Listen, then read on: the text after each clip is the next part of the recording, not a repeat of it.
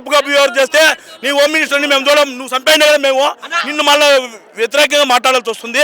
సొంత జిల్లా చిత్తూరు అని చెప్పుకున్న చంద్రబాబు నాయుడు ఏం చేయలేదంటే ఈ జిల్లాకి ఏమీ చేయలేదన్నా. 2014 నుంచి 2019 వరకు అన్న ఒక నిమిషం నాకు మాట్లాడాను అన్న, ఒక నిమిషం ఉండండి అన్న. 2014 నుంచి 2019 వరకు చంద్రబాబు నాయుడు పరిపాలన చేస్తే 2019 తర్వాత మన జగనన్న ముఖ్యమంత్రి అయితే మా ఎమ్మెల్యేలు కానీ మా మంత్రులు కానీ మా ఎంపీలు కానీ ఫస్ట్ ఉచిత పథకం కింద వచ్చే కరెంటు సామాన్లు అన్ని రిలీజ్ చేసి ఫస్ట్ తెలుగుదేశం ప్రభుత్వం వాళ్ళకి రైతులకు ఇమ్మన్నారు. ఎందుకు ఇమ్మన్నారంటే అన్న ఎందుకన్నా ఇట్లా జరుగుతుందంటే రాజకీయం చేయకూడదు, ప్రజలంతా ఒకటే మనకు, మీరు వాళ్ళు అన్నదమ్ములుగా ఉండండి. మా ద్వారకన్ని ఇదే మాట చెప్పినాడు, మా పెద్ద పెద్దిరెడ్డి ఇదే మాట చెప్పాడు, మా ఎంపీ ఇదే మాట చెప్పినాడు.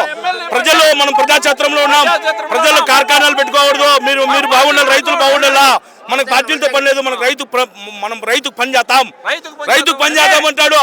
ఎవరు మా ద్వారకనాథ్ రెడ్డి కానీ మా ఎంపీ గారు కానీ మిత్రురెడ్డి గారు కానీ మా పెద్దిరెడ్డి గారు కానీ ఈ చంద్రబాబు నాయుడు కొడుకు ఈ భీమలా నాయక్ ముగ్గురు ఏం చెప్తున్నారంటే ఈ జగన్మోహన్ రెడ్డి ఎవరు గుండెల్లో ఉండాలంటే వాళ్ళ గుండె నొక్కేళ్ళంట.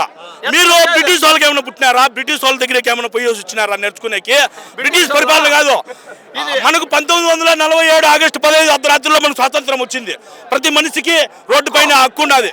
మీరు ఆ హక్కును బాగా మోసం చేయాలనుకోవద్దండి. మీరు మీ కూటమి ప్రభుత్వంలో ఎవరికేం న్యాయం జరుగుతుందని మీరు ఇంత సంఖ్యలు గుద్దుకుంటున్నారు. పవన్ కళ్యాణ్ మాట్లాడుతూ ఈసారి 11 కానీ ఓల్డ్ పరిమితం చేస్తారు జగన్. ఆయన 2014లో 2 చోట్ల పోటీ చేస్తే ఒక చోట కూడా ఇది డిపాజిట్ రాలేదన్నా. ఇప్పుడు వాళ్ళ ముగ్గురిని విడివిడిగా పోటీ చేయమను, కూటమి లేకుండా పొత్తు లేకుండా నరేంద్ర మోడీ కాళ్ళు పట్టుకోకుండా ఒకరిని పోటీ చేయమను. జగనన్న సత్తా అంటే ఏమని తెలుస్తుంది. ఆ చేసినా కూడా 48% జగనన్నకే వచ్చింది, 49% జగనన్నకే వచ్చింది. 12% సాయంత్రం అర్ధరాత్రుల్లో వీళ్ళు ఈవీఎం మ్యానిపులేట్ చేసి ప్రజలను మోసం చేసినారు. ప్రజలను మోసం చేయకుండా ఇంతమంది ప్రజాక్షేత్రంలోకి ఒక ముఖ్యమంత్రి వస్తామంటే రాడు. జగన్మోహన్ రెడ్డి గారు వెనుపోటు కార్యక్రమం కానీ ఫీజు పోరు కానీ ఇలాంటి కార్యక్రమం చేపట్టగానే జనాలు ఎంత తండోపతండగా రావడం కూటమి ప్రభుత్వం వ్యతిరేకత ఉందంటారా? నా కూటమి ప్రభుత్వం ఎప్పుడో ఎత్తిపోయింది అన్న. జగన్మోహన్ రెడ్డి అమ్మఒడి కనిపెడితే అది కాపీ కొట్టి ఏం చెప్పినంటే తల్లికి వందనము అని. తల్లికి వందనం ఆడేసినా ఉన్నా నువ్వు, అర్థం తల్లులకు ఎక్కుంటావు. నా జాయింట్ భూములు పెట్టేసి ఈ అమ్మారు వాళ్ళని వీళ్ళని పట్టుకొని జాయింట్ భూములు పెట్టేసి ఏ ఒక్క రైతుకు న్యాయం జరగలేదన్నా.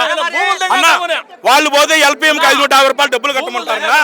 LPMకి 550 రూపాయలు డబ్బులు కడితే యాత్నికి తెస్తారు రైతు. నువ్వు తెస్తే మాత్రము నువ్వు ఆఫీస్లోకి వస్తే నీ మీద కేసు పెడతాము అంటాడు. ఎవరు మా దీంట్లో డిప్యూటీ తహసీల్దార్ ఉన్నాడు విద్యాసాగర్ అంటే ఆయన ఏమంటే నేను పోతే నా భూమికి నేను పోయినా వేరే వాడు 100 ఏళ్ళు తినేసాడు నా భూమిని. ఆ భూమి కోసం నేను పోతే ఏం సార్ అంటే నువ్వు వాళ్ళని బెదిరిస్తాను. వాళ్ళు 11 మంది వచ్చినారు, నేను ఒకటి పోతే నేనేమన్నా డకాయతీ చేసినానా, దొంగతనం చేసినానా, వాడిని ఏమన్నా హత్య చేసినా, నువ్వు వాళ్ళని బెదిరిస్తా అన్నాడు. వాళ్ళని బెదిరించకూడదు అంటాడు. బెదిరించేది ఏందన్నా, పత్రాలు ఉన్నాయి అంటే నీ మీద కేసు పెడతాను, నువ్వు ఆఫీస్లోకే రాకూడదు అంటాడు. మరి గతంలో జగన్ గారు భూములు లాగేసుకుంటాడు, ఈ మాట ప్రజలకు చెప్పి జగన్మోహన్ రెడ్డి మీద ఈ మాట ప్రజలు చెప్పి భూములన్నీ జగన్ ఎత్తుకొని వెళ్ళిపోతున్నాడు అని చెప్పి ఈ చంద్రబాబు నాయుడు అనే వ్యక్తి ఈ కార్యక్రమాన్ని లేవదీసి జగన్ మోసం చేసినాడు తప్పితే జగన్ ప్రతి ఒక్కరికి న్యాయమే చేయాలనుకున్నాడే కానీ అన్యాయం చేయలేదు. అన్యాయం చేసింటే ఇంత ప్రజాక్షేత్రంలో ఇంతమంది ఒక మాజీ ముఖ్యమంత్రి వస్తా అంటే రాలేదు.